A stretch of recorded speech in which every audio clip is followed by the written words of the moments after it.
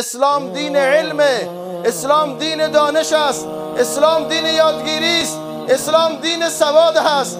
775 بار در قرآن عظیم الشان واژه علم و مشتقات آن بیان شده. اولین آیه‌ای که بر پیامبر نازل شده آیه خواندن و نوشتن است. اقرأ بسم ربک الذی خلق. بخوان ای رسول الله، بخوان تا امتت از شخصیت پرستی و انسان پرستی و بت پرستی و درخت پرستی و حیوان پرستی به سوی نور و توحید و یگانه پرستی رجوع بکنند.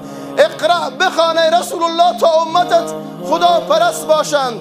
اقرأ بخوان تا امتت چشمانشون را حفاظت بکنند، گوشهایشون را حفاظت بکنند، دستهایشون را حفاظت بکنند، قلبشون را حفاظت بکنند، ذهنشون را حفاظت بکنند و قدمهایشون را حفاظت بکنند. اسلام دین علمه، اسلام دین دانش است، اسلام دین یادگیری است، اسلام دین سواد هست.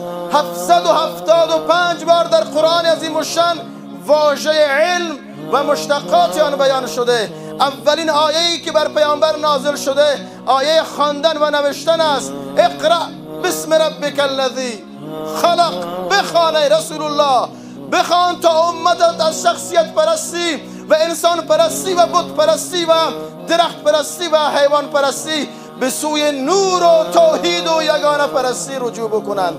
اقرأ بخوان ای رسول الله تا امتت خدا پرست باشند.